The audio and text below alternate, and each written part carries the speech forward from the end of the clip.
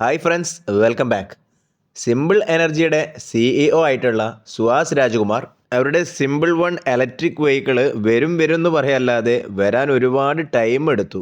അങ്ങനെ കേരളത്തിലെ ആദ്യത്തെ ഷോറൂമിൻ്റെ വരവ് എറണാകുളത്തായിരുന്നു. ഇപ്പോൾ 2-3 ദിവസമായിട്ടുള്ളൂ മലപ്പുറത്ത് ഇതിൻ്റെ ഷോറൂം വന്നതായിട്ട് കണ്ടത്. അതും ഓല ഇലക്ട്രിക്കിൻ്റെ ഷോറൂമിൻ്റെ തൊട്ടടുത്ത് തന്നെയാണ് കേട്ടോ ഇവരുടെ ഷോറൂം വന്നിട്ടുള്ളത്. വണ്ടി നേരിൽ പോയി കണ്ടു. അതിൽ ബോഡിയിൽ ടച്ച് ചെയ്തപ്പോൾ തന്നെ നമുക്ക് ഫീൽ ചെയ്തത് ഇത് ഓല ഇലക്ട്രിക്കിൻ്റെ പോലെയല്ല, കുറച്ചുകൂടി നല്ല ബിൽഡ് ക്വാളിറ്റി മെറ്റീരിയൽസ് യൂസ് ചെയ്തിട്ടാണ് ഇവർ നിർമ്മിച്ചിട്ടുള്ളത് എന്ന്. വണ്ടിയുടെ മോട്ടോർ വരുന്നത് PMSM മോട്ടോറാണ്. മോട്ടോർ പ്രൊഡ്യൂസ് ചെയ്യുന്ന പീക്ക് പവർ 8.5 കിലോ വാട്ട് ആണെങ്കിൽ ടോർക്ക് വരുന്നത് 72 Nm ആണ്. 0 മുതൽ 40 സെക്കൻഡ് വരെ അച്ചീവ് ചെയ്യാൻ വെറും 2.77 സെക്കൻഡ് മതി. വണ്ടിയുടെ ഗ്രേഡബിലിറ്റി വരുന്നത് 20 ഡിഗ്രിയാണ്. വണ്ടിയുടെ ടോപ്പ് സ്പീഡ് കമ്പനി വാഗ്ദാനം ചെയ്യുന്നത് 105 കിലോമീറ്റർ ആണെങ്കിൽ എല്ലാ കമ്പനികളും IDC റേഞ്ച് എന്ന് പറയുമ്പോൾ വണ്ടിയിലുള്ള ബാറ്ററി മൊത്തം ഡ്രെയിൻ ചെയ്തിട്ട് എത്ര കിലോമീറ്റർ ഓടി എന്നാണല്ലോ. ഇവിടെ പറയുന്നത് 6% വണ്ടിയിൽ ചാർജ് ലെഫ്റ്റ് ആയിട്ടും 212 കിലോമീറ്ററോളം ഈ വണ്ടി ഓടാൻ കഴിയും എന്ന് പറയുന്നു. എക്കോ മോഡിൽ ഓടിച്ചു കഴിഞ്ഞാലാണ് കേട്ടോ 212 കിലോമീറ്റർ എന്നുള്ള ഈ റേഞ്ച് നമുക്ക് കിട്ടുന്നത്. അപ്പോൾ നിങ്ങൾ ആലോചിക്കുന്നുണ്ടാവും, ആരാടോ എക്കോ മോഡിലൊക്കെ വണ്ടി ഓടിക്കുക എന്നുള്ളത്. എന്നാൽ ഈ വണ്ടിയിൽ എക്കോ മോഡ് എന്ന് പറയുന്നത് 50 കിലോമീറ്റർ വരെ പോകും എന്നുള്ളത് നമ്മൾ ആലോചിക്കണം. 5 കിലോ വാട്ടാണ് വണ്ടിയുടെ ബാറ്ററി കപ്പാസിറ്റി വരുന്നത്. അതിൽ 3.5 കിലോ വാട്ട് വരുന്ന ബാറ്ററി അതിൽ ഫിക്സ്ഡ് ആണ്, വണ്ടിയിൽ എടുക്കാൻ പറ്റില്ല. 1.5 കിലോ വാട്ട് വരുന്ന ബാറ്ററി നമുക്ക് പോർട്ടബിൾ ആണ്. ഞാൻ ജസ്റ്റ് വണ്ടിയുടെ ഉള്ളിൽ നിന്ന് ലിഫ്റ്റ് ചെയ്ത് പുറത്തേക്ക് എടുത്തു നോക്കിയിട്ടോ. നല്ല വെയിറ്റ് ഉണ്ട്, ഏകദേശം 10 കിലോഗ്രാമൊക്കെ വെയിറ്റ് ഉണ്ട് തോന്നി. ഒരു കുടുങ്ങിയ കള്ളിക്ക് വണ്ടിയിൽ ബാറ്ററി മൊത്തം ഡ്രെയിനായി നിൽക്കുന്ന സമയത്ത് അവിടുന്ന് ആ 1.5 കിലോ വാട്ടിൻ്റെ ബാറ്ററി എടുത്തിട്ട് എവിടെയെങ്കിലും പോയിട്ട് ചാർജ് ചെയ്തിട്ട് ആ വണ്ടിയിൽ കൊണ്ടുപോയിട്ട് ഇൻസേർട്ട് ചെയ്തിട്ട് നമുക്ക് അവിടുന്ന് എടുത്തു പോരാനുള്ള ഒരു കേസ് ഉണ്ട്. അത് നല്ലൊരു പ്ലസ് പോയിന്റ് തന്നെയാണ് ഇലക്ട്രിക് വണ്ടികൾക്ക്. പക്ഷേ അതിലുപരി നമ്മൾ ഈ പോർട്ടബിൾ ബാറ്ററി അല്ലേന്ന് വിചാരിച്ചിട്ട് വീടിൻ്റെ ഉള്ളിൽ കൊണ്ടുപോയിട്ട് ചാർജ് ചെയ്യുന്ന ആ പരിപാടി അത് അത്ര സേഫ്റ്റി ഉണ്ടോ എന്നുള്ള കാര്യം എനിക്കറിയില്ല. കാരണം ലിഥിയം അയൺ ബാറ്ററി പല ഭാഗത്തുനിന്ന് നമ്മൾ പൊട്ടിത്തെറിക്കുന്നത് കാണുന്നതാണ്. 3.5 കിലോ വാട്ട് വരുന്ന വണ്ടിൻ്റെ ഉള്ളിലെ ഫിക്സ്ഡ് ആയിട്ട് വരുന്ന ബാറ്ററി 0 മുതൽ 80% വരെ ചാർജ് ആവാൻ 3 മണിക്കൂറും 47 മിനിറ്റുമാണ് ടൈം പറയുന്നത്. എന്നാൽ പോർട്ടബിൾ ബാറ്ററി ആയിട്ടുള്ള 1.5 കിലോ വാട്ട് ചാർജ് ആയി കിട്ടാൻ 2 മണിക്കൂറും 7 മിനിറ്റുമാണ് സമയം എടുക്കുന്നത്. അങ്ങനെ ടോട്ടൽ ഈ 5 കിലോ വാട്ട് ബാറ്ററി 0 മുതൽ 80% വരെ ചാർജ് ആവാൻ 5 മണിക്കൂറും 54 മിനിറ്റുമാണ് ടൈം എടുക്കുന്നത്. വണ്ടിയുടെ വീൽ സൈസ് വരുന്നത് 90/90 ആണ്. ഫ്രണ്ട് സൈഡിലും റിയർ സൈഡിലും ഡിസ്ക് ബ്രേക്സ് വരുന്നുണ്ട്. ഫ്രണ്ടിൽ സസ്പെൻഷൻ വരുന്നത് ടെലിസ്കോപ്പിക് ഫോർക്ക് സസ്പെൻഷനാണ് വരുന്നത്. റിയർ സൈഡിലാകട്ടെ മോണോഷോക്ക് സസ്പെൻഷനാണ് കൊടുത്തിട്ടുള്ളത്. വണ്ടിയുടെ കേർബ് വെയിറ്റ് വരുന്നത് 134 കിലോഗ്രാം ആണ്.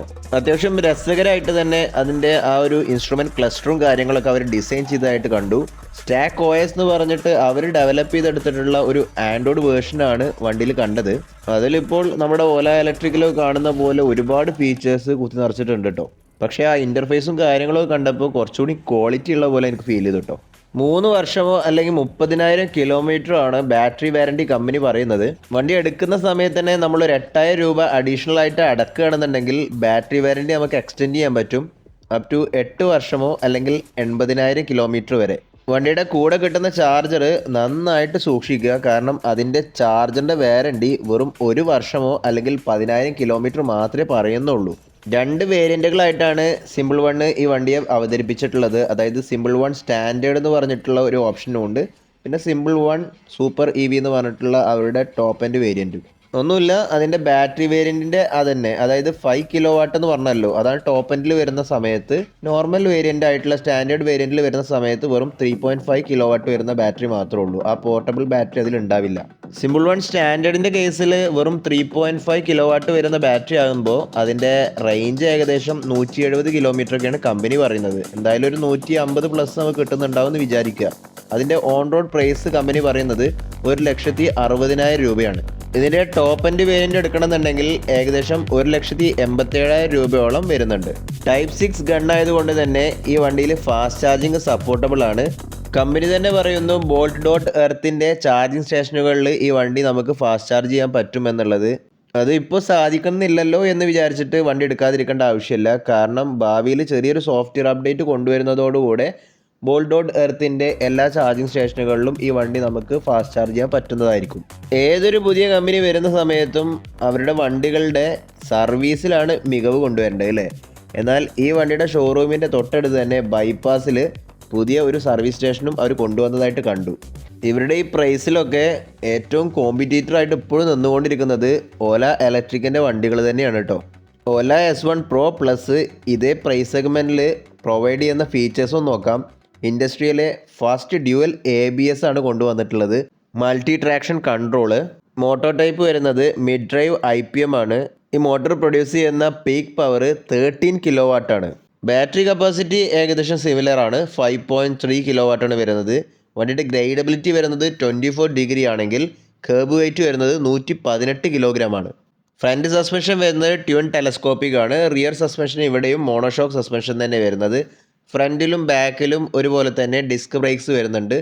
110/70 ആണ് ഫ്രണ്ടിലും ബാക്കിലും വരുന്ന ടയർ സൈസ് വരുന്നത്. ഓഫർ പ്രൈസും കമ്പനി പറയുന്നുണ്ട് കേട്ടോ, അതാണ് രസം. 1,74,999 രൂപയാണ് എക്സ്ഷോറൂം പ്രൈസ് പറയുന്നത്. ഡിസ്കൗണ്ട് ഇപ്പോൾ ഫെസ്റ്റീവ് സീസൺ ആണെന്നൊക്കെ പറഞ്ഞിട്ട് കൊടുത്തിട്ടുണ്ട്. 5,000 രൂപയോളമാണ് ഡിസ്കൗണ്ട് കൊടുത്തിട്ടുള്ളത്. അതിൻ്റെ പുറമെ ക്രെഡിറ്റ് കാർഡ് EMI വെച്ചിട്ടാണ് നമ്മൾ പർച്ചേസ് ചെയ്യുന്നത് എന്നുണ്ടെങ്കിൽ വേറെ ഒരു 10,000 രൂപ കൂടി വണ്ടിയിൽ ഡിസ്കൗണ്ട് കിട്ടും.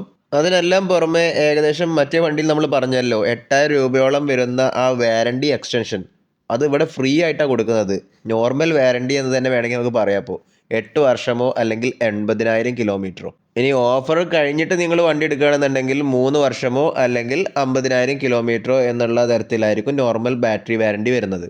ഇനി ഇതിൻ്റെ ഓഫറും എല്ലാം കഴിച്ചിട്ട് ഇതിൻ്റെ ടോപ്പ് എൻഡ് വേരിയൻ്റ് ആയിട്ടുള്ള 5 kW വേരിയൻറ്റിന് വരുന്ന എക്സ്ഷോറൂം പ്രൈസ് വരുന്നത് 1,69,999 രൂപയാണ്.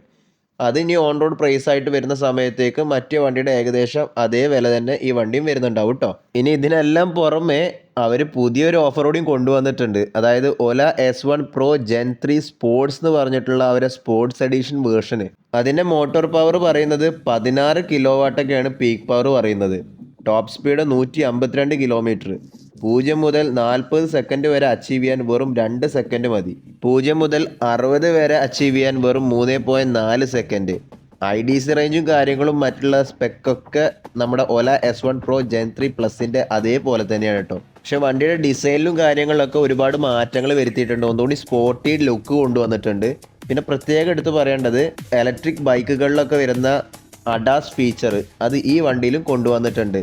അഡാസ് വിഷൻ എന്നാണ് അവർ വിളിക്കുന്നത്. അതായത് collision warning, blind spot alert, ഇതൊക്കെ റഡാർ സിസ്റ്റം വെച്ചിട്ടും ഒരു ക്യാമറ സിസ്റ്റം വെച്ചിട്ടൊക്കെയാണ് മാനേജ് ചെയ്യുന്നത്.